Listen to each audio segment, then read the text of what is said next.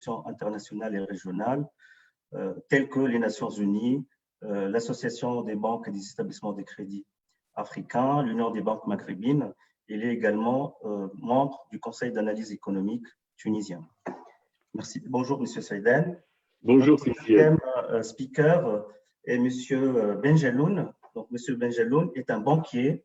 Il est administrateur, directeur général de la banque LCB Congo, filiale du groupe panafricain Bank of Africa. Monsieur Benjeloun, il a une forte expérience à travers ses différentes responsabilités dans le secteur bancaire et financier au sein du groupe BOA, et il a aussi consacré beaucoup de temps, environ 2 décennies, pour l'enseignement aussi. Et donc, il pourra partager avec nous ses réflexions et ses recommandations en tant que banquier et avec un retour d'expérience des observations actuelles. Notre troisième speaker, c'est M. Alaoui. M. Alaoui est cofondateur et CEO du groupe HPS. Le groupe HPS intervient auprès des grandes institutions bancaires et financières pour apporter des solutions innovantes. Et donc, bien évidemment, dans ce contexte-là, on va parler de l'innovation et du rôle des nouvelles technologies. HPS est coté sur la bourse de Casa depuis 2006 et établit des relations d'affaires avec plus de 400 institutions dans 80 pays au monde, avec un fort ancrage africain. Et avec M. Alaoui, on va aborder notamment des thématiques liées aux nouvelles technologies et la digitalisation des services financiers et le rôle que peut jouer la digitalisation dans la gestion de cette crise et dans le post-crise. Donc, je vais commencer cette discussion et ce débat par M. Saïden pour planter un peu le cadre et le décor. M. Saïden, le système bancaire africain, au cours des 2 dernières décennies, a connu plusieurs mutations. Nous avons observé donc l'émergence de grands groupes panafricains, des banques qui ont une taille plus significative et plus robuste, un renforcement des régulations avec une convergence progressive vers les standards internationaux pour renforcer l'environnement de gestion des risques, la régulation et la supervision des banques africaines. Les banques africaines aussi ont connu plusieurs transformations digitales aussi à travers la proposition et l'offre de produits innovants. Aujourd'hui, les banques, comme tous les opérateurs économiques, sont confrontés à une crise sans précédent. Le continent africain est confronté à la crise Covid, comme tous les autres pays et régions dans le monde. Il y aura certainement des impacts économiques, il y aura certainement des impacts sociaux. Il y a plusieurs mesures qui ont été prises dans les différents pays ou les régions ou les zones monétaires africaines pour soutenir les économies, le système bancaire. Quel est votre avis par rapport à ce contexte? Est-ce que le système bancaire africain aujourd'hui est préparé pour gérer et traverser cette crise? Et quel rôle pourrait avoir le secteur bancaire africain pour accompagner les États, pour accompagner les entreprises à travers des mécanismes économiques et des mécanismes innovants de financement? Bien, merci M. Loukil, merci pour cette introduction très stimulante et très importante dans un contexte, il faut le rappeler, totalement inédit, un contexte qui nous a tous surpris. J'aimerais, pour la clarté des propos, peut-être procéder de manière, si vous voulez, séquentielle. Tout d'abord, je crois qu'il faut qu'on voit la situation actuelle très rapidement, en quelques minutes, pour l'ensemble de la présentation que je vais faire là. Ensuite, je pense qu'il est très important pour identifier le rôle de nos banques et le contexte dans lequel elles vivent et surtout les efforts qu'elles ont réalisés. Vous avez parlé de panafricanisme, il y en a d'autres, la digitalisation également, donc des mutations très importantes. Et je finirai sur le dernier point, c'est cette nouvelle finance africaine qui se développe depuis à peu près une dizaine d'années, qui est une finance qu'on qualifierait de durable. Et je crois que c'est très important de montrer, de porter disons, une parole d'espoir et d'espérance. Alors, tout d'abord, concernant la situation actuelle, permettez-moi quand même de dire que lorsqu'on regarde… On n'entend pas bien, M. Saada. Oui, ça va? On vous entend pas bien parce que vous devez vous rapprocher un peu du micro. D'accord. Alors, je vais essayer peut-être d'enlever Très bien comme ça, l'écouteur. c'est très bien. Ouais. C'est très bien comme ça? Très Oui, bien. oui, oui. Alors, donc je disais, il est très important, je pense, de bien caractériser la situation actuelle. Moi, d'entrée de jeu, j'exclurais un peu ces caricatures qui sont Excusez-moi très, de vous interrompre, monsieur oui, Daffer, oui. on vous Bon, entend, monsieur Daffer. alors, vous m'entendez mieux comme ça? Mais Oui. rapprochez-vous du micro, comme ça on vous entend mieux. Alors, Quand vous vous approchez du micro, on vous entend mieux. et comme ça, vous m'entendez mieux? Oui, comme ça, c'est bien. Bon, alors, je disais donc qu'il est très important, je pense, de sortir des caricatures pour préciser la situation actuelle. Si vous voulez, je ne reviendrai pas sur les quelques écrits malheureux, d'ailleurs, des quelques idées, franchement, qui n'étaient pas tout à fait souhaitables, comme cette note du Quai d'Orsay, l'effet pangolin, la tempête qui vient en Afrique, ou encore les quelques informations qui vraiment ne se reflètent pas la réalité. Moi, j'aimerais tout simplement, pour commencer, dire que l'Afrique est sans doute le continent le moins affecté, si on regarde bien les chiffres, hein, les chiffres des instances sanitaires européennes. Quand on voit déjà les cas d'infection sur la totalité à la date d'aujourd'hui, depuis le mois de décembre, l'Afrique compte 1% des cas infectés. L'Afrique compte 0,7% à la date d'aujourd'hui des décès que l'on peut comptabiliser au niveau mondial. Donc, je pense qu'il faut être très, très attentif et faire attention de ne pas rajouter de l'huile sur le feu, d'avoir une communication qui soit la plus rigoureuse possible pour ne pas paniquer nos dirigeants, pour ne pas paniquer les hommes et les femmes d'affaires, pour que, si vous voulez, que l'atmosphère dans laquelle évolue, si vous voulez, le monde des affaires en Afrique puisse être une atmosphère sereine et prometteuse. Donc, première chose, bien entendu, ça ne veut pas dire qu'il n'y aura pas des effets de cette situation mondiale sur les économies africaines. Il y en aura et on va essayer de les identifier. Alors, deuxième point qui me paraît important, c'est le rôle des banques. Vous l'avez dit, Zied, bon, les banques ont connu des transformations, les banques africaines, des transformations très importantes.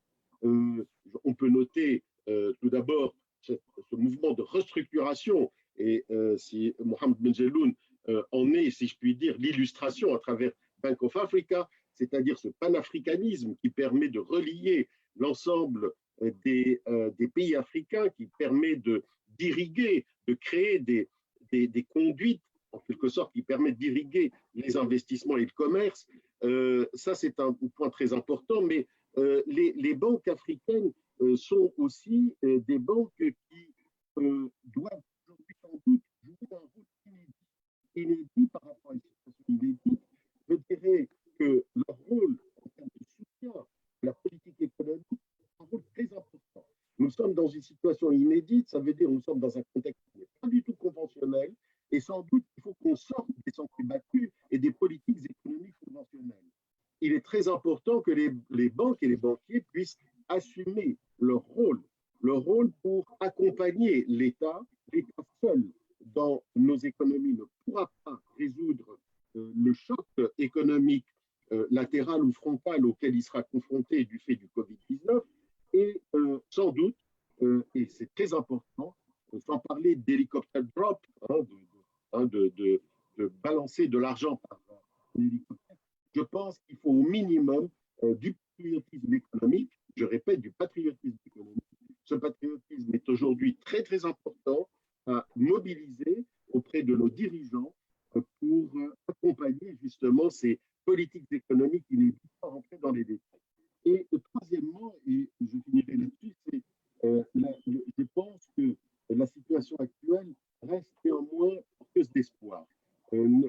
L'Afrique, n'oubliez pas, a connu une période très très dure. Il y a à peu près 30-40 ans, c'est l'époque des plans d'ajustement structurel, c'est les plans des réformes qui nous ont coûté très très cher en termes économiques, en termes sociaux, en termes de pénibilité.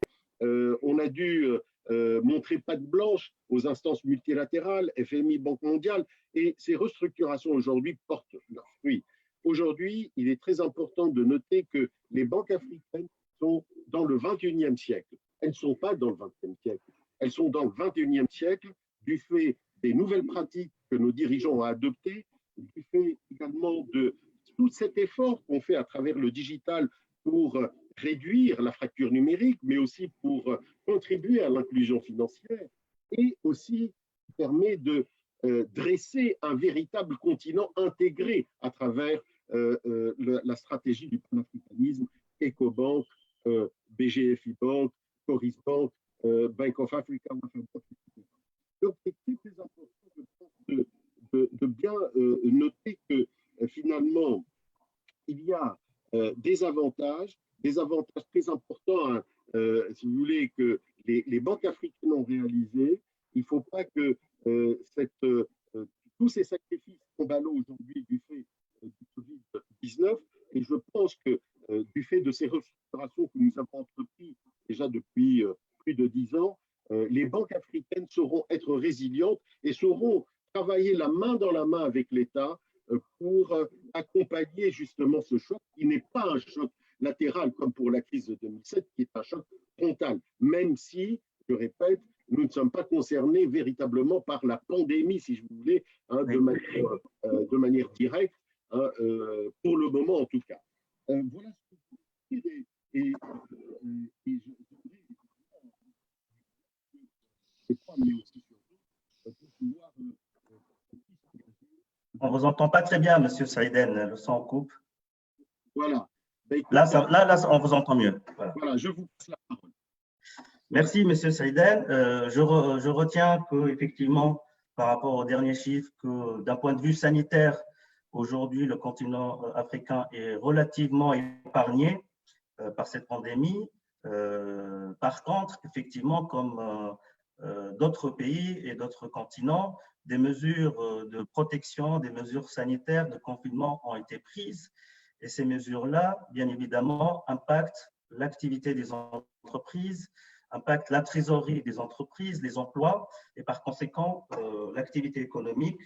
Et le continent africain, comme vous le savez, est également un continent intégré dans l'économie globale et mondiale, qui passe par des temps difficiles, sans parler aussi de la baisse du prix du baril qui impacte les ressources pétrolières d'un certain nombre de pays africains et qui peut avoir des impacts sur les recettes des États et par conséquent des impacts socio-économiques derrière.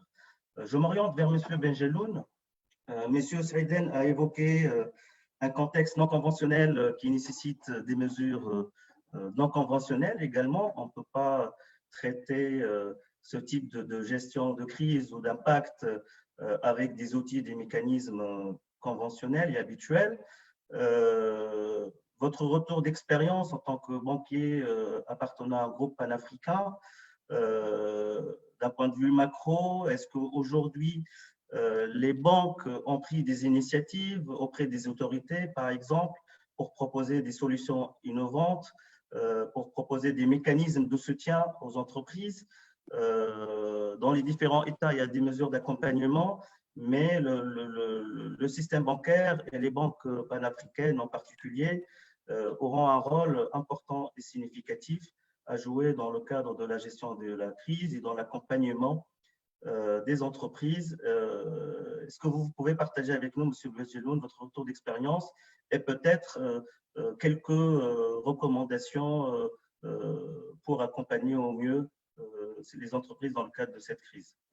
Merci de me donner la parole et je remercie l'ensemble des intervenants ainsi que l'ensemble des participants à cette belle initiative.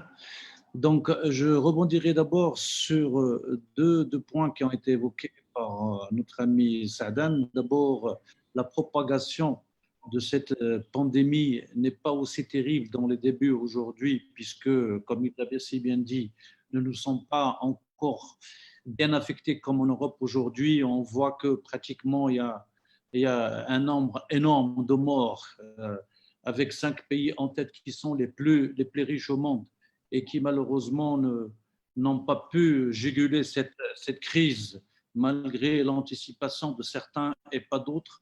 Et donc, on a vu un peu cette pandémie venir un peu ébranler, je dirais, l'ensemble des croyances, aussi bien des théories économiques que des comportements sociaux. J'en veux pour exemple, aujourd'hui, l'économie de marché, la mondialisation. Aujourd'hui, je parlerai plutôt de la mondialisation de la maladie que de l'économie, puisque la mondialisation de l'économie est en train, qui était basée essentiellement sur la rentabilité, est en train de montrer un peu ses limites. Donc, ces concepts seront bientôt, cette pandémie donnera à l'ensemble de nos gouvernants l'occasion de réfléchir sur un nouveau modèle d'une répartition équitable de la richesse. Donc, la pandémie, bien entendu, a des effets néfastes. Comment ? Non pas uniquement d'un point de vue sanitaire, puisque tous les pays ont été confrontés aux problèmes sanitaires pour pouvoir donc préparer un combat qui est terrible pour éviter autant que se peut donc le taux de mortalité et en même temps préparer des lits d'hospitalisation pour l'ensemble des gens, puisque la pandémie est en train de se propager d'une manière extraordinaire. Et de l'autre côté, il y a aussi l'économie, comment maintenir l'économie. Et la décision aussi qui a été prise concernant le confinement est une décision, je pense, qui a été terrible. Terrible dans le sens où les gouvernants n'ont pas eu d'autre alternative. Ou bien laisser la pandémie, ou bien faire un confinement pour essayer de l'arrêter et en même temps réfléchir à tous les moyens qu'ils allaient mettre en place pour pouvoir donc régler ce problème-là. Effectivement, l'État, bien entendu, a été l'élément moteur. Comment régler tout ça? Et donc l'État, d'abord, sur le côté sanitaire, ils ont mis en place pas mal de choses qui, malheureusement, étant donné le comportement de l'homme en général, parce qu'on a tendance toujours à dire que l'Afrique, oui, on ne respecte pas, les gens ne sont pas ceci, ne sont pas là, mais on a vu aujourd'hui que dans le monde entier, l'homme, l'être humain est pareil, personne ne respecte le confinement. Et donc, la maladie continue de se propager. Côté économique, il y a eu pas mal de choses. Il y a d'abord tout ce qui a été mis par l'État en faveur des particuliers, notamment des pays qui ont anticipé, notamment le Maroc, où on voit aujourd'hui que le Maroc est cité en tant qu'exemple dans le monde entier, en tant que pays qui a anticipé déjà les effets de la pandémie, en voulant d'abord juguler la pandémie et ensuite se préparer pour l'après-Covid. Malheureusement, dans tous les pays d'Afrique, la situation n'est pas la même. Et dans toutes les régions, la situation n'est pas la même. Certains pays ont anticipé, d'autres ne l'ont pas fait. Et on peut voir aussi cette pandémie aura des impacts plus ou moins encore plus aggravants en fonction de la région et en fonction de la situation économique du moment.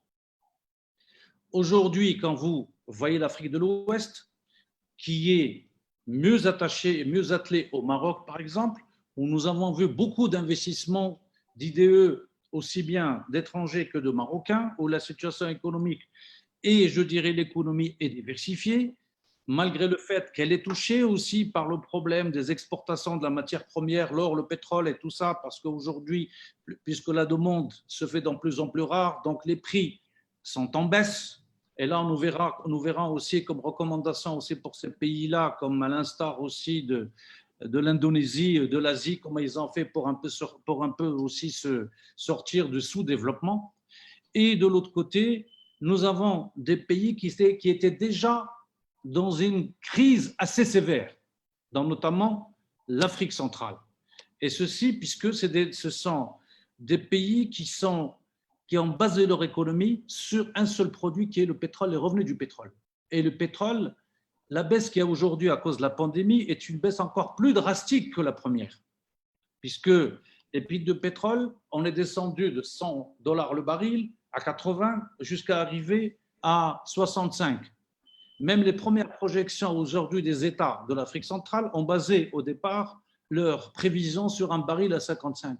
Aujourd'hui, on voit aux États-Unis que le baril coûte moins quelque chose.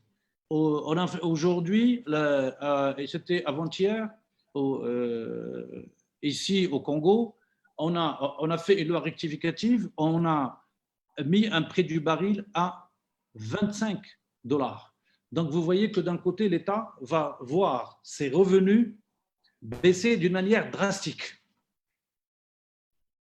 Bien entendu, l'Europe, comme on dit, les pays riches ont les moyens largement les moyens en faisant la planche à billets, donc, et sortir de l'argent de tous côtés, et avec l'aide aussi des institutions internationales pour pouvoir donc financer cette pandémie et les effets sur le volet économique beaucoup plus fort que ce qui se fait aujourd'hui en Afrique. Mais ça n'empêche, nous voyons qu'il y a un combat qui est mené, un défi qui est en train d'être relevé par l'ensemble des États africains en mettant des mesures incitatives et des mesures aussi d'aide pour l'entreprise, et la banque en tant que telle est une entreprise également.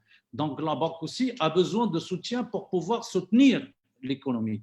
Alors comment les choses se font? D'abord, l'État a édicté un ensemble de mesures pour aussi bien les particuliers par des reports d'échéance de crédit, par des reports d'échéance au niveau des paiements de certains impôts. Il en est de même aussi pour les entreprises, en parlant également de subventions pour les entreprises, et je dirais également en incitant, en essayant aussi d'assouplir pour les banques également la réglementation, puisque les banques, il ne faut pas oublier, les banques ne sont pas, comme il l'a si bien dit, c'est Saadane, et c'est le deuxième point, ce n'est pas, les banques africaines ne sont pas des banques du 19e, 18e, c'est des banques aujourd'hui qui obéissent aux mêmes règles prudentielles que toutes les banques du monde. Oui.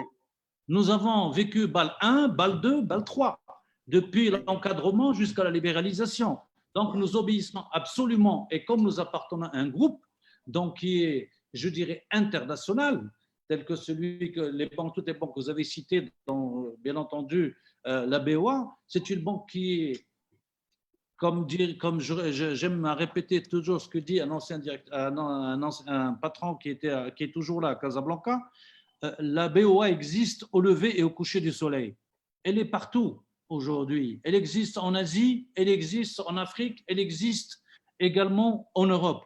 Donc, nous ne sommes pas des banques nous ne sommes pas des banques d'une première génération, nous sommes des banques aussi des dernières générations. Monsieur Benjeloun, par rapport à ça, est-ce que vous pensez aujourd'hui que les mesures prises par les autorités monétaires, les banques centrales, les autorités de régulation sont à l'auteur de la crise? Bien entendu. Aujourd'hui, je crois que personne n'invente la poudre.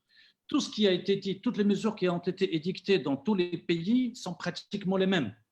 D'abord, faciliter l'accès aux banques pour avoir de la liquidité pour financer l'économie, créer des fonds de garantie pour permettre aux banques de financer en toute quiétude pour éviter les provisionnements, repousser les échéances éventuellement des impôts et autres aussi pour l'ensemble des opérateurs économiques, la baisse des taux également, des taux directeurs au niveau des banques centrales, et également l'encouragement à la digitalisation.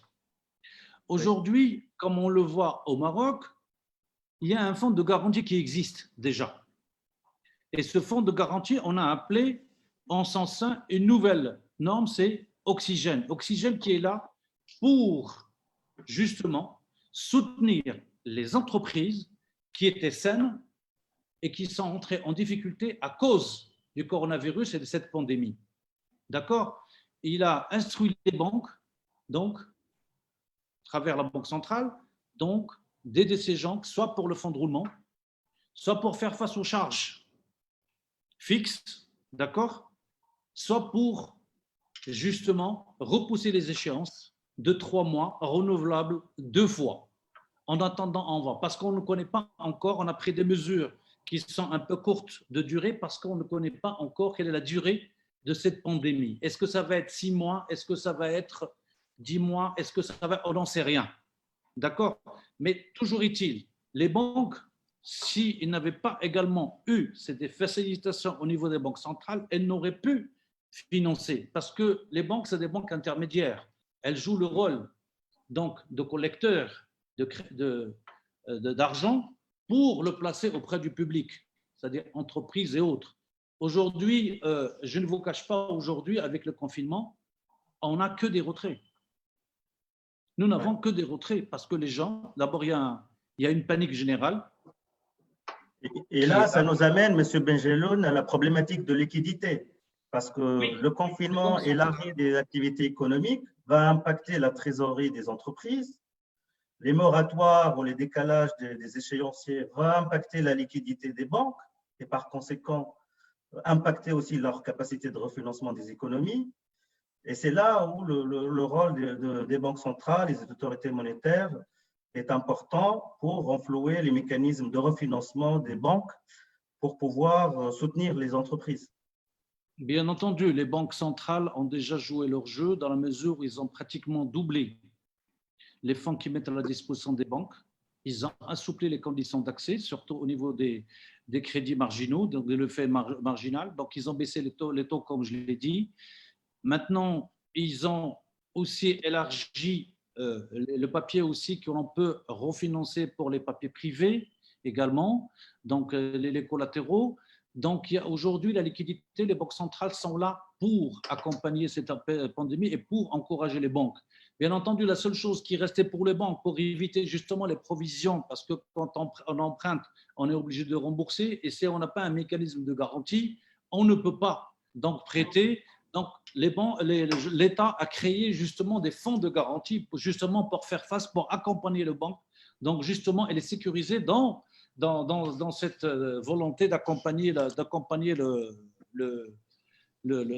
les entreprises.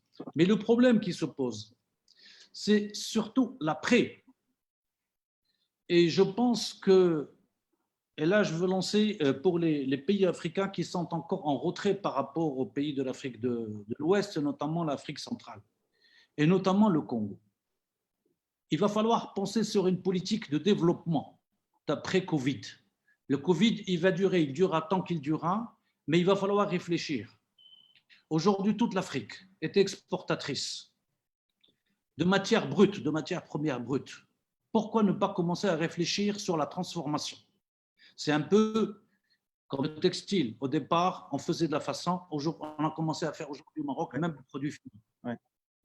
Ouais. Aujourd'hui, nous avons la matière première. Or, cette matière première est exportée et c'est les autres qui fixent les prix. Oui. Pourquoi ne pas le faire? Et comme je l'ai dit tout à l'heure, j'ai donné l'exemple aussi de la Malaisie et de l'Indonésie. Pourquoi ne pas réfléchir sur ça? Et que ces mécanismes d'accompagnement d'aujourd'hui, qu'ils ne soient pas éphémères et donnés uniquement sur une période du Covid. Il faut voir ce qui va se passer aussi, le lancement, encourager la création d'entreprises, améliorer le doing business, notamment en réformant la justice, de la rigueur, élaborer des plans de développement sectoriel pour tous ces pays-là, pour sortir de l'industrie pétrolière, parce que le pétrole n'est pas éternel. Aujourd'hui, on sait bien qu'il y a des recherches à travers le monde sur des substituts. Donc aujourd'hui, il faudrait que les gouvernants cherchent, élaborent des mesures incitatives pour passer à autre chose, pour développer autre chose. Aujourd'hui, tout est à l'arrêt. Surtout dans ces pays-là, tout est à l'arrêt. Le pétrole est en chute libre, il n'y a pas d'autres industries, tout ce qui gravite, l'écosystème qui gravite autour du pétrole est à l'arrêt. Les exploitants pétroliers n'investissent plus aujourd'hui puisqu'ils n'ont plus les ressources. Les réserves de l'État ne sont pas là. Quelle que soit l'aide que la Banque centrale pourra apporter, quelle que soit l'aide que les banques peuvent apporter, s'il n'y a pas une politique réfléchie sur après Covid, nous resterons toujours dans la même situation. Donc, M. Benjeloun, merci. Je pense que le message est clair. Donc, la crise Covid peut être un accélérateur. Exactement. Des réformes et de la mise en place des politiques publiques qui vont vers la diversification de l'économie et une meilleure stabilité financière économique. Je vais rebondir par rapport à cette prospective aussi pour solliciter M. Alaoui. La transformation digitale est au cœur du système bancaire et financier africain. Nous avons observé au cours des dernières décennies de belles success stories africaines en termes de mobile banking, de transfert, de de sociétés de microfinance aussi qui utilisent des solutions innovantes et qui ont un rôle important, notamment d'un point de vue d'inclusion financière. Vous qui êtes expert des solutions technologiques et des moyens de paiement pour le secteur bancaire et financier, aujourd'hui, l'innovation et les solutions technologiques ont permis au secteur bancaire aussi de poursuivre ses activités. Ces mécanismes innovants permettent aussi d'assurer la continuité des transactions commerciales, des paiements, des échanges, du commerce. Est-ce que vous pouvez nous donner plus d'informations par rapport au rôle que jouent les solutions technologiques dans la gestion de la crise et peut-être aussi faire le lien, on avait évoqué tout à l'heure la problématique de liquidité aussi, c'est un sujet.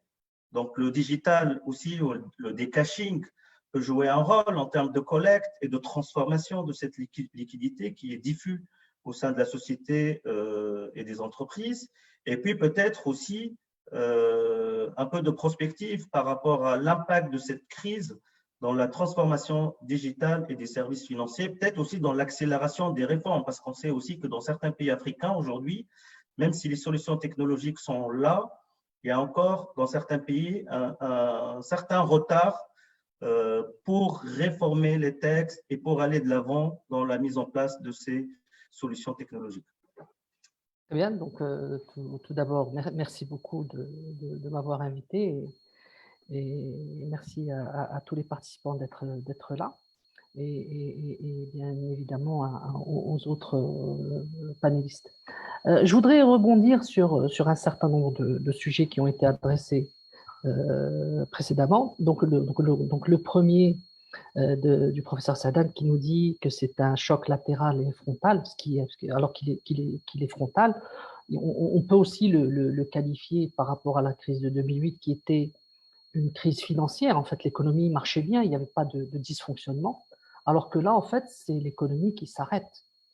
Il n'y a pas de problème, il n'y a pas je dirais, de dysfonctionnement. Ça s'arrête tout simplement. Et ça s'arrête pour une raison qui est très claire et nous la connaissons. Alors, cette raison, c'est une maladie qui, somme toute, n'est pas mortelle. On le voit avec des chiffres, même dans les pays où c'est très fort. Évidemment, c'est triste, mais on n'est pas devant une catastrophe de type une guerre ou d'autres maladies qui ont été beaucoup plus. Par contre, elle peut mettre des pays à genoux. Et c'est là, en fait, que nous avons un problème.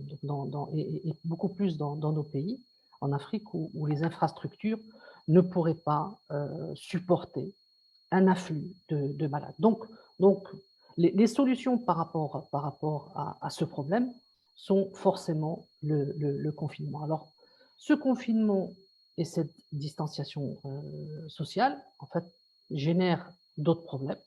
Donc, ce problème de l'arrêt de l'économie ou du ralentissement très fort, et donc qui lui-même génère un certain nombre de problèmes qui sont les plus importants, c'est les pertes de revenus, c'est les manques de visibilité, c'est les pertes de travail, c'est la précarité, c'est aussi les enfants qui ne vont plus à l'école et les étudiants qui ne vont plus à l'université.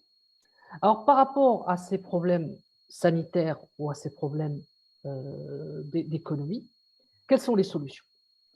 Et donc, puisqu'en fait, on est là pour trouver des solutions. Donc, d'un côté, il y a le support aux entreprises. Et très souvent, quand on parle de support aux entreprises, on oublie que les banques sont des entreprises. Et dans ce cas-là, en fait, la banque est aussi à supporter. Et donc, on ne peut pas se dire que c'est la banque qui va prendre le rôle de l'État pour supporter. En fait, la banque va prendre son rôle, va prendre part à l'effort que toutes les forces vives d'une nation mettent en place, mais la banque doit être aidée. Et si les banques commencent à s'écrouler, c'est vraiment catastrophique. Alors, on a les entreprises, les banques à aider, on a les ménages à aider aussi, parce que ça s'est arrêté. On a aussi, et c'est très important, les citoyens vulnérables, parce que la stabilité d'un pays passe par contenir les personnes vulnérables et s'assurer que cette classe de la population continue à vivre dignement et ne sombre pas encore plus. dans des zones qui deviennent indignes pour l'être humain. Alors ça, ce sont pour les aspects économiques. D'un autre côté, sur les aspects, je dirais, sanitaires, donc nous avons la distanciation, le confinement. Aujourd'hui, on parle de tracer ou de traquer les mouvements des gens pour pouvoir trouver des solutions au sujet sanitaire. Alors, quels sont les moyens que nous avons? Donc, par rapport au support aux entreprises et aux banques, je laisserai les autres panélistes qui sont beaucoup plus à même de répondre à ce type de questions. Je me concentrerai beaucoup plus sur le sujet du citoyen vulnérable et du ménage. Alors, pour le citoyen vulnérable, donc aujourd'hui, nous l'avons vu dans plusieurs pays, de l'aide directe, et donc surtout pas de l'aide au travers de différentes couches qui viendraient atténuer le montant qui va arriver en bout de course. Et là, en fait, plusieurs sujets se mettent en place. Le sujet du cash lui-même, qui est lui un vecteur de transport du virus. Si on distribue le cash dans des points de cash, donc du coup, on va avoir plusieurs personnes qui vont se mettre et tous les sujets de distanciation tombent à l'eau. Et là, en fait, il est important de se dire qu'il faut bien évidemment s'assurer que ça va vite, que c'est rodé, qu'on n'est pas en train d'innover ou là, de tester. Ce n'est pas le moment de tester des solutions. Il faut vraiment utiliser des choses qui marchent pour qu'il n'y ait comment dire, que les gens ne soient pas déçus de ne pas recevoir leur argent avant. Alors, vous avez dit quelque chose de très intéressant tout à l'heure, c'est par rapport à la réglementation. Et c'est le moment d'éviter de demander aux gens de venir en agence pour signer un papier. C'est le moment de commencer à généraliser tout ce qui est e-KYC. Aujourd'hui, on le voit bien, on est capable de pouvoir identifier une personne par rapport à sa carte d'identité sur un mobile, sans parler d'intelligence artificielle, mais des algorithmes sophistiqués peuvent nous dire est-ce que la personne est bien celle qui est sur la pièce d'identité ou pas. Donc, par rapport au sujet du citoyen vulnérable, donc les aides directes, et les aides directes dans des endroits reculés dans les pays, et donc l'idée de développer des points cash-out avec une grande granularité, c'est le moment de le faire. Aujourd'hui, on l'a fait jusqu'à présent dans plusieurs pays avec des cash-in, cash-out, enfin des sociétés de transfert de fonds, enfin de transfert d'argent plutôt. Mais aujourd'hui, il faut peut-être élargir cela et avoir des points cash dans des épiceries, chez le vendeur dans la pompe à essence qui est un endroit connu de tout le monde dans des différentes. D'un autre côté, alléger les dettes des ménages et des entreprises, et donc par là avoir des moratoires de paiement, des moratoires sur les frais, diviser les échéances de paiement, etc. Et surtout quand on a des gens qui sont dans des logiques de prêt immobilier ou de prêt de voiture, etc. Donc il y a un travail à faire. Et donc là, en fait, le digital est là pour pouvoir aider, pour rendre les choses beaucoup plus fluides et surtout pour respecter les règles de distanciation et de confinement. Alors à côté, sur la partie sanitaire, les logiciels de tracking ont montré leur efficacité, que ce soit en Corée, à Singapour, et on le verra tout à l'heure par rapport aux freins, par rapport à tous ces sujets que nous sommes en train de voir. Il y a quand même des cultures qui se prêtent plus ou moins à ce type de choses. Alors pour la partie distanciation, je pense que tous les services aujourd'hui devraient être proposés en self-service pour éviter ce que je disais tout à l'heure, d'avoir des gens qui rentrent en agence ou des gens qui doivent absolument signer des papiers. Il faudrait se mettre beaucoup en self-service. Il faut utiliser de plus en plus des outils de paiement dits cardless, où en fait on n'a pas besoin de présenter une carte ou même se présenter. Aujourd'hui, il existe beaucoup de solutions où nous n'avons pas besoin de carte, on n'a pas besoin de rentrer un code confidentiel pour qu'il n'y ait pas de contact. Et le confinement aussi, donc à côté, on a deux sujets. Il y a le commerce électronique, donc le e-commerce où on peut commander tout, et aussi pour les enfants qu'il ne faut pas oublier, heureusement, il y a eu le e-learning qui a été aussi quelque chose qui a vraiment pris une ampleur pendant cette. Alors, quels sont les freins de ces sujets-là? Donc, premièrement, évidemment, la fracture numérique. Et aujourd'hui, certains pays sont beaucoup plus, je dirais, numériques, beaucoup plus, où l'accès à Internet est beaucoup plus démocratique que d'autres. Par rapport quand il y a un peu trop de numérique, les gens sont un peu effrayés par rapport aux libertés individuelles. Est-ce qu'on va garder toutes mes données? Est-ce que réellement c'est un sujet aujourd'hui quand on voit ce que les GAFA ont sur nous? Ils nous connaissent des fois mieux que notre conjoint. Ça se dit à plusieurs reprises, donc c'est un sujet. Il y a aussi, quand on parle de monnaie électronique, quand on parle pas de sortir de l'informel, mais d'éviter le cash, certaines personnes, en fait, lient ça à de la transparence et donc à des sujets fiscaux. Mais ça aussi, ça a ses solutions. Donc aujourd'hui, on l'a vu dans des pays qui ont explosé leur paiement électronique, comme la Turquie, il y a une dizaine d'années, ou 10 ou 12 ans. En fait, un moratoire fiscal a suffi. Tout simplement en disant, voilà, ben, pendant 3 ans, vous n'allez pas vous embêter. Et c'est ce que le Maroc est en train de faire, justement. Alors, les opportunités par rapport à tout ça, elles sont vraiment, je dirais, c'est triste à dire, mais cette crise va certainement profiter au numérique, aux startups, au digital, beaucoup plus.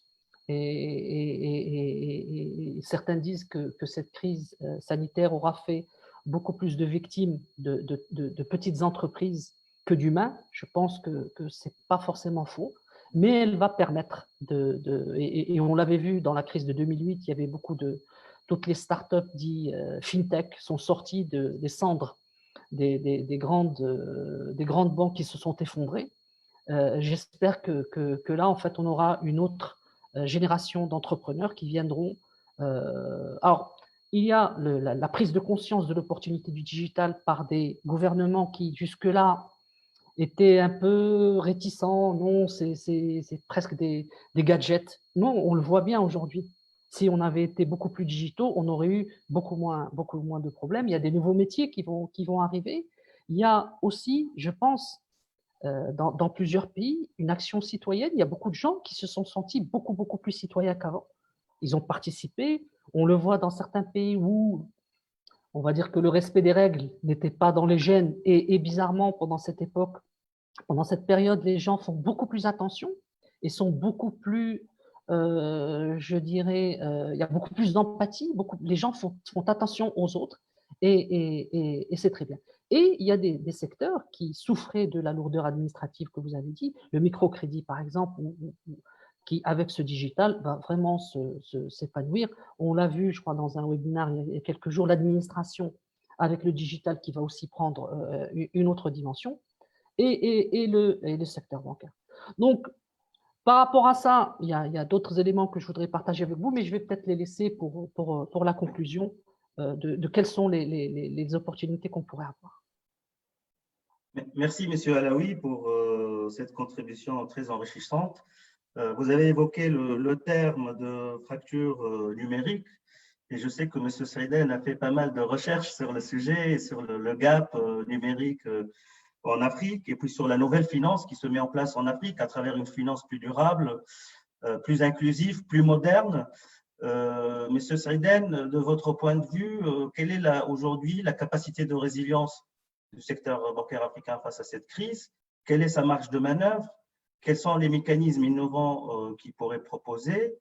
Et puis, j'ai une question aussi qui a été posée sur le fil de conversation.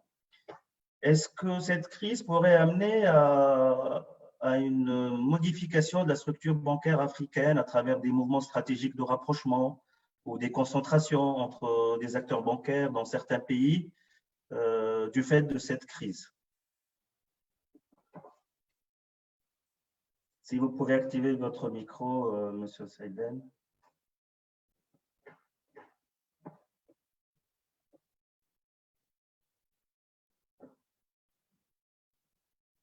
le... Attendez. Voilà. Donc, je n'avais pas la main sur le son. Est-ce que vous m'entendez bien On maintenant? vous entend bien. C'est Mohamed, vous m'entendez bien? Parce que je crois qu'il y avait un... Parfait. Bien, alors moi je voudrais d'abord remercier mes collègues pour ces contributions très très enrichissantes, hein. Vraiment, et aussi votre apport, monsieur le modérateur. Je voudrais simplement préciser une chose, c'est que peut-être que le micro ne marchait pas très bien tout à l'heure. Je dis bien que la Banque africaine est dans le 21e siècle.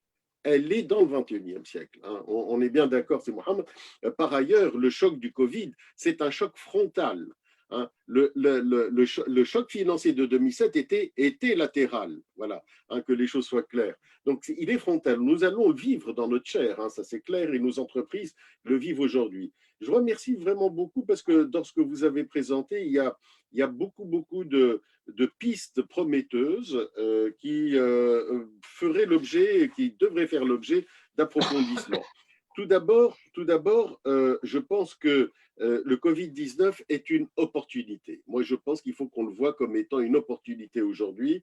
Ce n'est pas quelque chose, évidemment, qu'on souhaite, mais compte tenu du fait qu'il existe, ça pourrait devenir une opportunité, un accélérateur, notamment dans la banque de détail, et c'est Abdeslam a été très, très clair, notamment dans la banque de détail, pour accélérer ce qu'il appelait la distanciation. Et moi, ce que je dirais aussi, aussi le self-service, que j'appellerais aussi la dématérialisation de l'économie, que nous avons commencé, hein, c'est Abdeslam, dans la banque de détail en Afrique, à travers le mobile, bien entendu, mais tout ce qui tourne autour et ce qu'on est en train d'approfondir dans le domaine du digital, de la data et de la blockchain. Donc, ça peut être un accélérateur formidable, hein, dans ces restructurations CISIED, hein, puisque nous sommes en pleine bataille bancaire africaine, hein, depuis une dizaine d'années maintenant, dans le bon sens du terme, naturellement. Donc, la banque de détail, puisque j'ai jeté un œil sur les questions qui étaient posées, est en train de connaître une mutation, et je pense que cet incident, le Covid, va accélérer sans doute, et je pense que nos dirigeants devraient rebondir, hein, au fond un peu sur cette problématique en essayant de l'accélérer. Alors, bien entendu, face à cela, il y a une deuxième dimension, hein, dans le problème, c'est une dimension de politique économique, hein. Si Mohamed l'a évoqué, à travers effectivement la politique de taux, les fonds de garantie, etc. Moi, je pense qu'il faut être très clair là-dessus. Il me semble que on est face à une situation, je répète, inédite. On ne peut pas appliquer une politique monétaire classique, traditionnelle, hein, c'est impossible, ça ne marchera pas. Il faut qu'on sorte des sentiers battus, et je pense que, pardonnez-moi, mais les banques doivent devenir un rouage de la politique monétaire. Elles le sont par l'octroi du crédit, elles doivent le devenir davantage. Et là, j'appelle à la capacité d'innovation et d'imagination de nos banquiers centraux pour associer davantage les banques, et au ministère des Finances, pour associer davantage les banques dans cette transmission ou dans cet amortissement du choc que nous sommes en train de connaître. Je n'ai pas de solution, à dire vrai, là comme ça. Moi, je n'ai pas de solution, mais ce que je sens qu'il faut qu'on procède à une transformation, hein, du rôle des banques. Nos banques sont agiles, elles sont jeunes, elles savent s'adapter aux circonstances, et je crois une plus grande proximité, une plus grande, j'ai appelé ça patriotisme économique, une plus grande implication des banques en matière de politique économique est tout à fait souhaitable. Pourquoi? Parce que les banques africaines, depuis quelques années, sont des banques engagées, il ne faut pas l'oublier. Ce sont des banques qui sont engagées notamment dans la stratégie de ce qu'on appelle la finance durable, la finance inclusive, la finance du futur. Et je crois, là aussi, le Covid-19 va accélérer cette tendance et cette stratégie à aller davantage vers un business model durable. Un business model, je vais employer un mot, RSE. La RSE n'est pas un luxe pour l'Afrique. Ce n'est pas un luxe dans nos pays, hein, et ce que vous avez expliqué l'un et l'autre, et c'est Abdeslam en particulier, vous avez décrit une banque RSE en fait. Hein. Et donc, moi, je pense qu'il est très important que nous allions davantage vers cette RSE. Le facteur digitalisation peut accélérer la tendance RSE de nos banques pour qu'elles soient plus résilientes face à cette situation complètement inédite. Donc, moi, je finirai simplement en disant, moi, je reste absolument optimiste. Même si la situation est grave, je sais, elle est dramatique, je reste quand même optimiste. Bien entendu, à court terme, on va certainement subir un coup que nous voyons aujourd'hui, hein, de toute façon en live, hein, par rapport à nos entreprises qui sont à l'arrêt, je le vois très très bien, la reprise va être difficile. Mais cela dit, bon, il y a une note d'espoir, c'est que la situation, lorsqu'elle va s'améliorer, elle va nous permettre, en tout cas en matière de finances et de banque, comment dire, d'intégrer de nouvelles pratiques qui seront de plus en plus souhaitables et plus souhaitables pour notre société d'une manière générale. Merci, Monsieur Saïden. Je vais donner la parole à Monsieur Benjeloun aussi pour nous parler un peu de la prospective.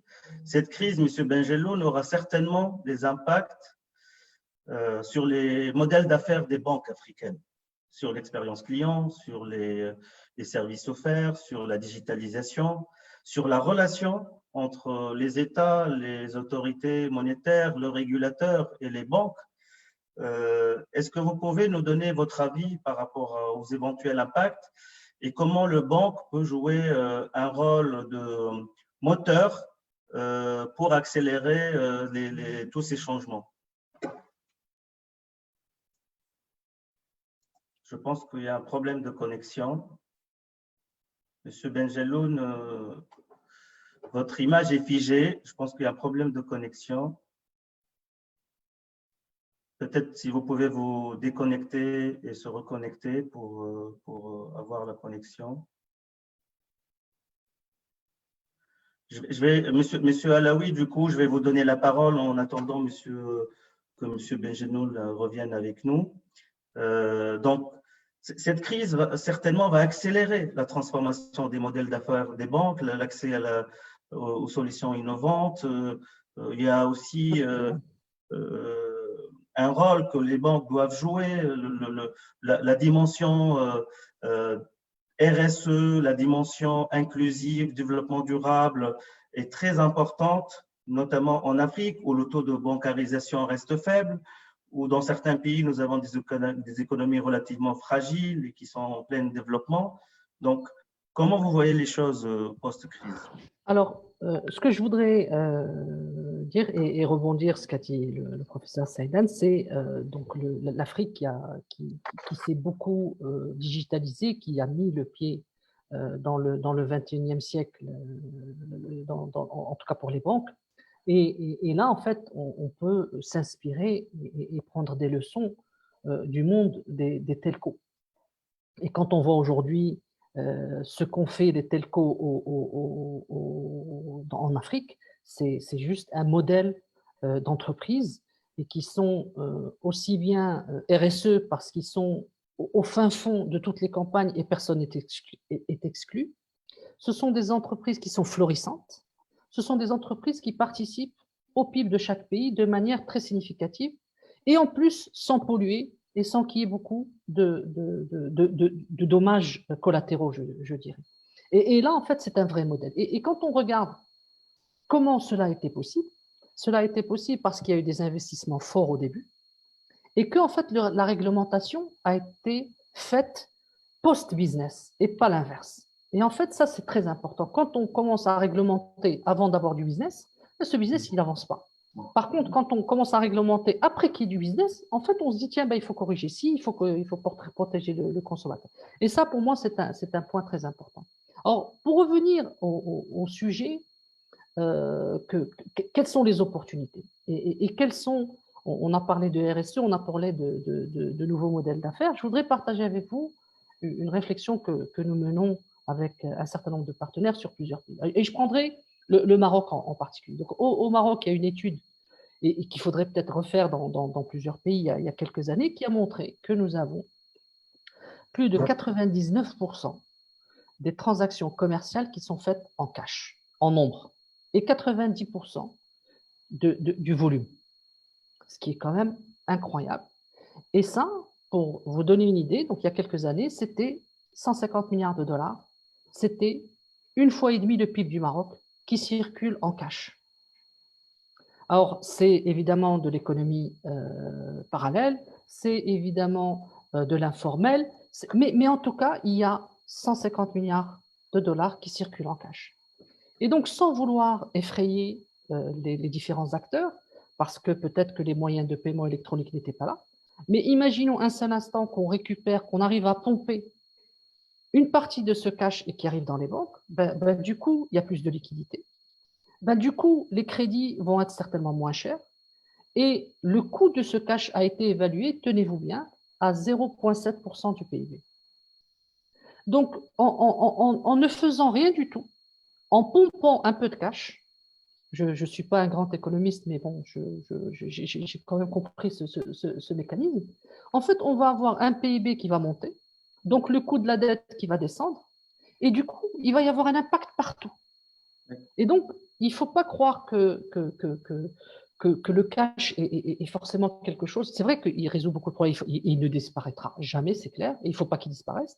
Par contre, il faudrait, nos systèmes ne fonctionnent pas correctement quand il y a trop de cash qui circule. Alors, d'un autre côté, j'ai vu quelques questions qui passaient, et une, est-ce que les secteurs dits de microcrédit pourraient bénéficier d'une digitalisation? Bien sûr que oui. Bien sûr que oui, et c'est là où il faut vraiment aller. Et je reviendrai sur le cas du Maroc pour parler aussi des nouveaux modèles d'affaires. Aujourd'hui, quand on voit les taux appliqués au microcrédit, qui sont indécemment hauts, mais ce n'est pas parce que les gens se goinfrent au passage, c'est parce que les coûts sont énormes. C'est parce qu'en fait, il y a beaucoup de fichiers Excel. C'est parce qu'il y a encore du papier. C'est parce qu'il faut… Mais imaginez où en fait tout ceci devient digital. Du coup, on va peut-être enlever 50-60% du coût. Donc, du coup, celui qui est en bout de course, il va avoir un peu plus de cash, un peu plus d'argent, un peu plus de fonds. Et le dernier point que je voudrais présenter ici, c'est qu'aujourd'hui, dans le paiement électronique, les modèles classiques ou les modèles traditionnels, en fait, quand on va payer quelque chose, le commerçant en fait paye un service pour se faire payer. Donc aujourd'hui, quand on voit la carte, quand vous payez un montant et le commerçant en fait se fait payer moins une petite commission et c'est la commission de ce service parce que ce service est rendu à ce commerçant. Par contre, quand on est dans ces modes-là, nous essayons de pomper le cash de la société. Qui sont en fait les vrais bénéficiaires? Ce n'est pas forcément le commerçant, mais c'est peut-être l'organisme de subvention qui est en train de donner du cash au client et ça lui coûte un argent fou. C'est peut-être en bout de course celui qui va fournir le petit épicier de quartier avec des bouteilles de butane et de l'huile et du riz. Et c'est lui qui aujourd'hui, quand il récupère plusieurs centaines de milliers de dirhams ou de dollars et qui revient vers le centre de tri et avec tous les risques, c'est ces gens-là qui vont en fait le plus bénéficier d'un système de ce type. Et donc là, c'est vrai que cette crise va nous permettre de revoir peut-être des modèles d'affaires qui semblaient tellement évidents, immuables, alors que là, en fait, il y a des opportunités d'instaurer des nouveaux mécanismes et surtout d'avoir des business models qui vont pouvoir les supporter. Tout à fait. Merci, M. Alaoui. Je vais redonner la parole à M. Benjeloun. Monsieur Benjeloun, j'ai parcouru le fil des questions. Il y a beaucoup de questions qui portent sur la relation entre les banques, les États, comment l'ensemble des parties prenantes, telles que les États, les autorités monétaires, les régulateurs, les banques aussi, peuvent se concerter pour proposer des solutions innovantes. Est-ce que les banques aussi ont un rôle à jouer, peut-être auprès de certains États, dans certains contextes, à soutenir aussi les États ou proposer des solutions innovantes pour traverser au mieux cette crise? Et je pense que la situation en Afrique centrale, par exemple, peut être un bon exemple pour voir comment les banques peuvent jouer un rôle moteur et apporter aussi des solutions de soutien aux États aussi, qui sont impactés et durement impactés dans certains par cette crise. En Afrique centrale, et notamment au Congo, il ne faut pas oublier que les banques ont été très fragilisées par l'État. Pourquoi? Parce que, je dirais, la crise qui a démarré en 2015 à cause de la baisse du prix du pétrole a mis très à mal l'État qui n'arrivait plus à rembourser, puisque c'était sa source de revenus, c'était le pétrole, qui n'arrivait plus et qui était le principal investisseur, notamment dans les infrastructures, était incapable de rembourser les dettes qu'elle avait contractées, soit en direct, soit par l'intermédiaire des entreprises. Et donc, ce qui a mis un peu le système bancaire vraiment en léthargie. Ceci étant, si ce n'était l'aide de maison mère, peut-être que, d'ailleurs, il y a une banque déjà qui a fait faillite et j'espère qu'il n'y en aura pas d'autres. Bon, l'essentiel, c'est que malgré cette crise, les banques ont toutes répondu et à travers leur association ont toutes répondu présent à l'appel de l'État, puisque des réunions ont été tenues avec le ministère des Finances pour savoir comment sortir de cette crise et quels sont les moyens, à l'instar des autres pays, que nous pouvons faire. Et parmi les choses que l'APEC a proposées justement, c'était la création de fonds de garantie pour les banques. Parce qu'on s'est posé la question, puisque, et c'est du Maroc, donc je sais, et j'ai assisté même, j'étais présent au Maroc lorsqu'il y a eu la création de la Caisse centrale de garantie, son développement et tout, et donc j'ai même moi-même développé beaucoup ce produit-là à travers la clientèle. Nous avons proposé, nous ne pouvons pas d'un côté nous dire, voilà, on met de l'argent à disposition sans assouplissement des conditions, et de l'autre côté, nous demander de rembourser si jamais demain, il n'y a pas de remboursement, puisque cette crise, justement, parmi les choses que la COBAC a évoquées et a demandé, jusqu'à aujourd'hui d'ailleurs, c'est tout simplement faites attention à votre portefeuille parce qu'il va y avoir des non-remboursements et que le portefeuille se portera très mal. Donc, il vous appartient de renforcer vos fonds propres. Personnellement, au niveau de l'APEC, on n'avait pas très bien compris au départ cette circulaire parce qu'on fait toujours appel à la banque pour renforcer sans tenir compte réellement de la situation qui prévaut dans le pays. Suite à cela, on a eu une réunion avec l'autorité monétaire et nous avons évoqué ce problème et nous avons eu une autre réunion aussi avec le ministère des Finances à qui nous avons proposé la création d'un fonds de garantie qui d'ailleurs sur le papier avait le jour mercredi lors de la dernière réunion du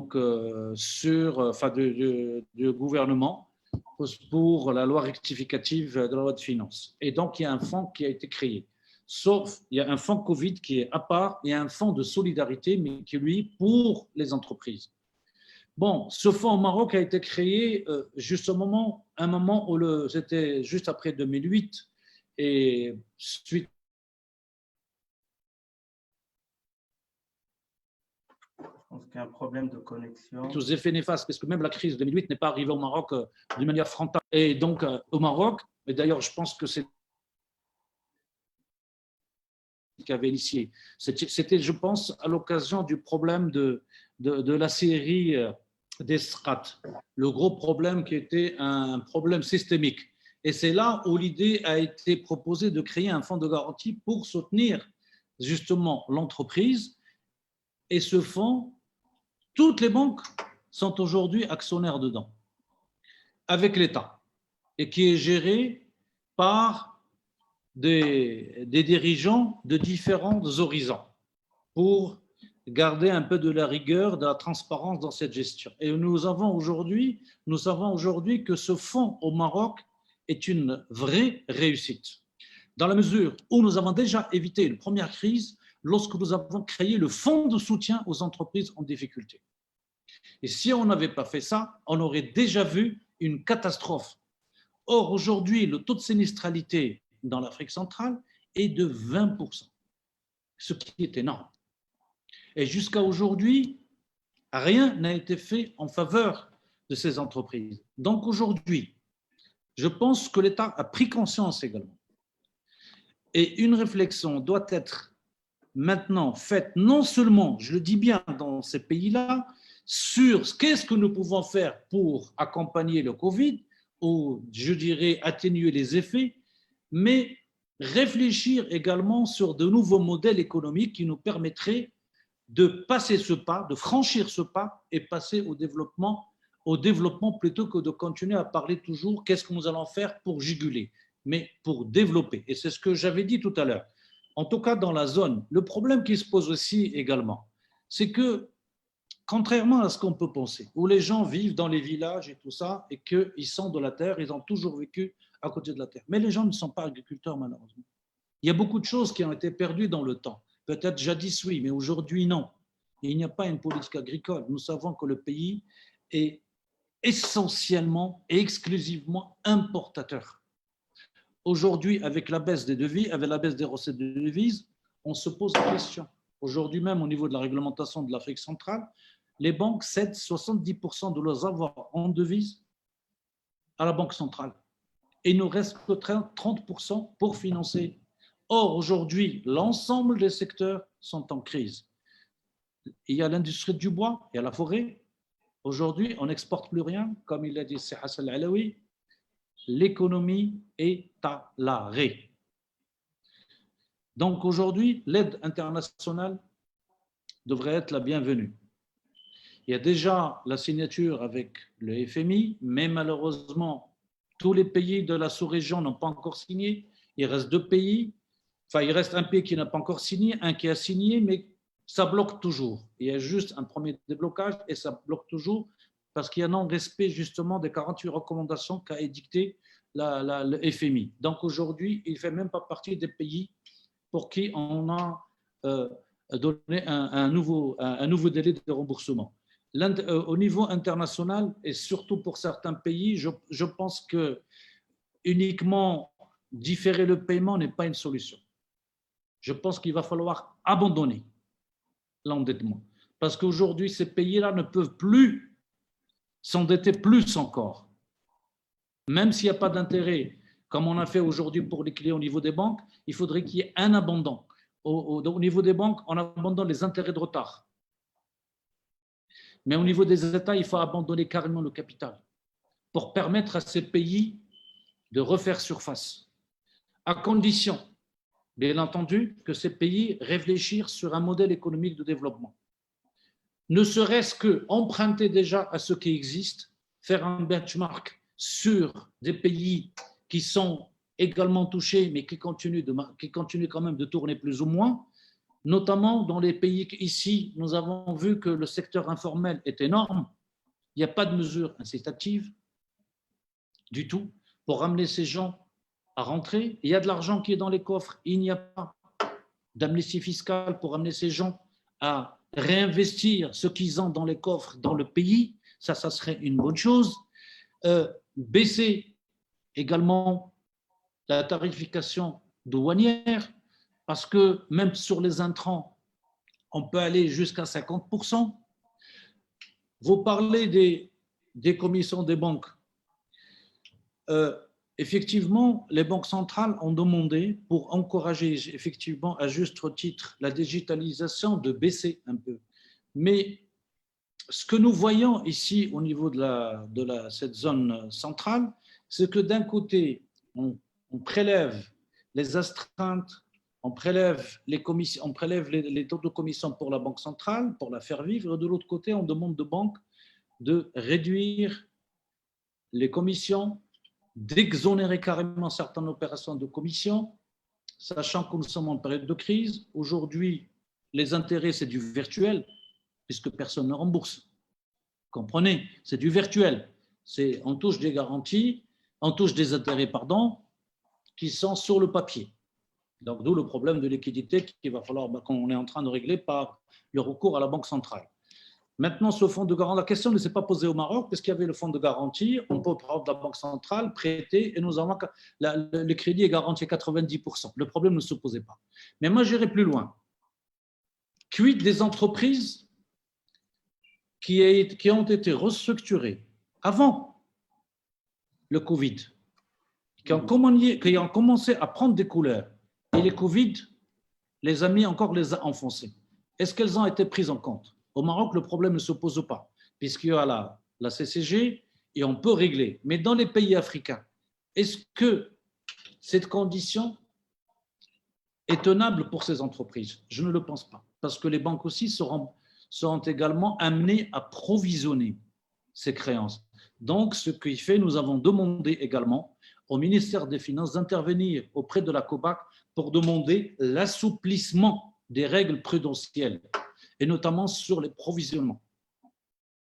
Là aussi, c'est très important, parce que sinon, les banques vont s'arrêter. Comme je disais, ils étaient déjà fragilisés, donc cette situation de pandémie les rend encore plus fragiles. Même si on met de l'oxygène ou on donne des bouées de sauvetage, il va falloir assouplir également de l'autre côté pour leur permettre de continuer à assumer leur activité et continuer à financer l'économie. Concernant de la politique, je parlais du système économique des pays, je pense que à l'instar de ce qui a été au Maroc, je parle beaucoup du Maroc parce que pour moi, c'est un bel exemple. On a vu des politiques sectorielles. On a vu le développement de l'agriculture. Ce n'est pas pour rien. L'agriculture s'est développée parce qu'on ne l'a pas imposée pendant une longue durée. Et c'était le roi Hassan II, que dit son âme, qui avait lancé cette idée, la politique des barrages, la politique donc, de 0 dirham pour l'agriculture. L'agriculture s'est développée, elle s'est restructurée, on a eu des investissements étrangers. Aujourd'hui, nous sommes exportateurs. Dans le pays, on ne produit rien. Nous ne produisons que le manioc, c'est tout. Ça est d'un. Les incitations fiscales en faveur également des secteurs informels pour les amener à payer l'impôt et élargir l'assiette de l'impôt pour, je dirais, renforcer les recettes de l'État. Ce qui n'est pas le cas ici non plus. Ouais. Ce qui n'est pas le cas ici aussi. Et d'ailleurs, quand on voit un peu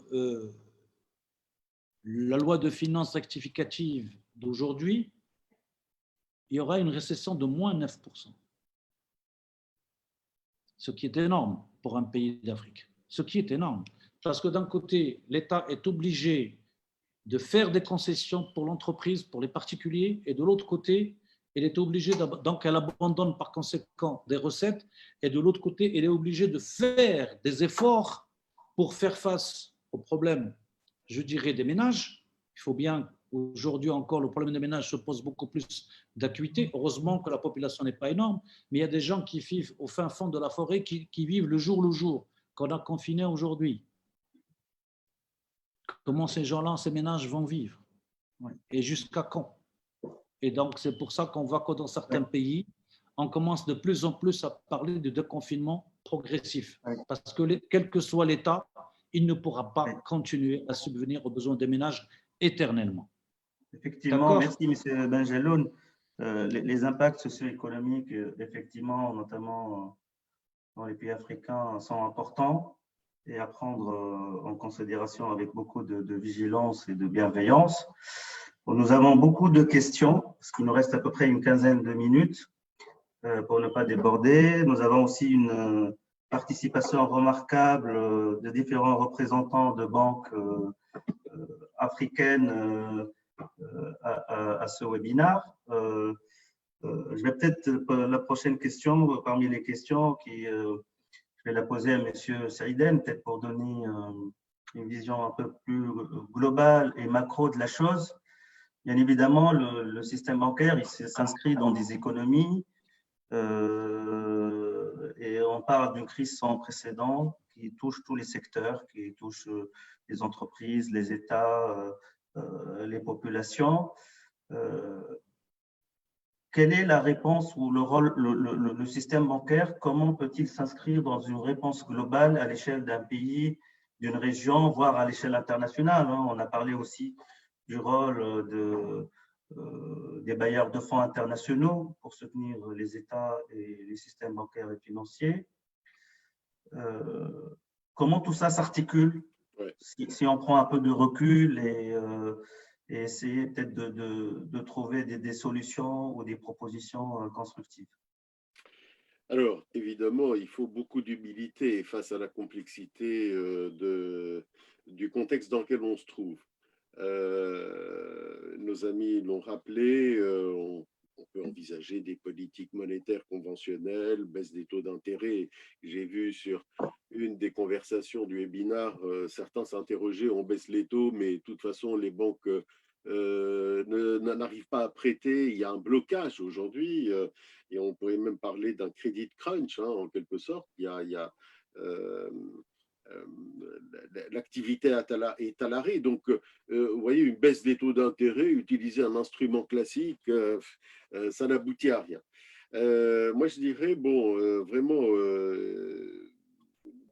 c'est un gros problème. Hein. Quel modèle, quel nouveau modèle économique, quelle stratégie adopter par nos banques, par nos décideurs. En tout cas, ce qui est sûr, c'est qu'il faut que l'économie continue. Il faut que l'économie continue à fonctionner et pour cela, on a besoin, peu importe qui il est, hein, d'un prêteur en dernier ressort. Il faut absolument sauver l'économie aujourd'hui par les temps qui courent, par un prêteur en dernier ressort. Ça peut être les banques centrales, ça peut être l'État, ça peut être peu importe. En tout cas, on a besoin de ce statut, de cet opérateur, hein, pour faire face à cette crise qui est multidimensionnelle. Hein. C'est une crise sanitaire, elle est en train, elle va se transformer en crise économique. Je crains qu'elle ne se traduise en crise financière, il faut faire attention. Et ensuite, une crise morale, une crise de confiance qui affecterait définitivement les opérateurs. Donc, il faut vraiment éviter, je rebondis sur un thème qui a été dit par C. Mohamed, à juste titre, il faut éviter la faillite systémique. Hein. Ça, c'est vraiment, c'est la première remarque que je formule, si vous voulez, hein, en termes de, si je puis dire, de comment aborder. On n'est pas encore dans les solutions, on est dans comment aborder les solutions, dans quel contexte on doit les aborder. On doit les aborder avec l'idée d'un prêteur en dernier ressort. Ça peut être les instances multilatérales. Et comme l'ont bien dit les panélistes, lever, oui, arrêter tout simplement de prêter, de lever la dette et de lever notamment le remboursement du capital. Alors, évidemment, certains diront, ouais, mais il y aurait une réaction de la part des agences de notation, etc. On n'en est pas encore là. On est dans l'urgence et un plan d'urgence avec un prêteur en dernier ressort ou des prêteurs en dernier ressort, hein, État, Banque centrale, instance multilatérale, paraît tout à fait souhaitable pour rétablir, ou en tout cas pour éviter qu'on tombe dans une crise de confiance et dans une crise financière qui risque d'être également très très longue. Voilà moi ce que je pense de manière vraiment très humble, compte tenu de la difficulté, et donc encore une fois de cet exercice que vous nous demandez, en fait, si je puis dire, à chaud, hein, comme ça. Bien sûr. Et encore une fois, je vous remercie et je remercie l'ensemble des panélistes pour les pistes, hein, qu'ils ont essayé de creuser chacun dans son domaine et qui sont des pistes vraiment prometteuses. Je pense qu'il faudrait qu'on essaye de réfléchir sur un peu cette bribe d'idées, hein, et essayer d'arriver à une vision stratégique plus nette et qui serait salutaire pour le continent africain. Merci Sizied. Merci, M. Saïden. J'ai une question pour M. Alaoui sur le rôle des fintech à court terme pour aider les secteurs de la finance dans la gestion de la crise. Donc, le rôle est très important, honorable et urgent. Et je dirais qu'aujourd'hui, les fintech, mais pas que, je voudrais parler de start-up de manière générale. Aujourd'hui, on voit certaines startups qui ont offert des applications ou des solutions à des sujets sanitaires, donc par rapport au tracking, par exemple. Aujourd'hui, on a des fintechs qui sont dans le monde enfin des startups qui sont dans le monde du médical, qui permettent de faire des prédiagnostics pour éviter l'engorgement dans les hôpitaux. Bien sûr, nous sommes dans le monde de la finance. Oui, les fintechs, et on le voit bien dans les environnements où le réglementaire est un peu plus ouvert, ben, les fintechs ont fait beaucoup plus. Je prends le cas du Ghana, par exemple, où le réglementaire sur la partie paiement est beaucoup plus large, ou beaucoup plus ouvert plutôt. Ben, il y a une cinquantaine de fintechs qui sont en train de faire un travail formidable et qui permettent aux citoyens, et ça a un impact direct. Ce n'est pas quelque chose où on va avoir un impact dans 10 ans, où on fait du gonflage de valorisation à ne plus en pouvoir. Non, ce sont des choses qui marchent, qui tournent et qui touchent le citoyen du jour au lendemain. Donc la réponse à cette question, elle est oui. Et on le voit parce que ça donne aussi espoir à toute une population qui, pendant un moment, s'est dit, bah, nous, on est quand même supposé être une élite quelque part et on n'arrive pas à s'exprimer. Cette crise, en fait, j'ai parlé de bienveillance au début. En fait, beaucoup de gens qui pensaient que entre guillemets, ces jeunes, c'était pas ça, bah, au contraire, là, ils ont un espace pour s'exprimer et c'est très, très bien. Merci, Monsieur Alaoui. Vu le timing, donc on va clôturer cette webconférence. Je voudrais remercier donc l'ensemble des speakers pour la qualité des échanges, le partage d'expériences et l'ensemble des contributions et des idées partagées avec nous. Je voudrais remercier aussi les organisateurs et conférences pour cette occasion donc, et pour ce débat en fait ouvert sur un sujet d'actualité qui est fort intéressant. J'ai retenu quelques mots-clés avec lesquels je voudrais peut-être clôturer cette webconférence. Il y a beaucoup de mots qui ont été répétés dans les différents échanges. On a parlé de réforme, on a parlé d'accélération, on a parlé de digitalisation, de solutions, de coopération, de collaboration, de soutien. Tous ces mots-clés qui ont été répétés dans vos différents discours sont des mots constructifs et positifs.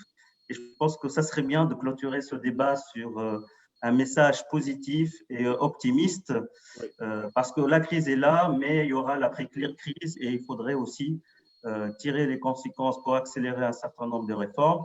Et puis, dans toute crise, il y a des opportunités. Il faut anticiper, réfléchir et construire l'après-crise. Merci à tous, merci à tous les participants qui nous ont suivis et j'espère à très bientôt. Merci. Merci, Shukran. Bravo.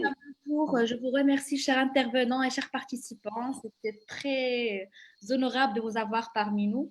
Et je vous dis à très, très bientôt et prenez soin de vous. Merci, au revoir. Merci à tous et au plaisir de vous retrouver. Merci. Au revoir.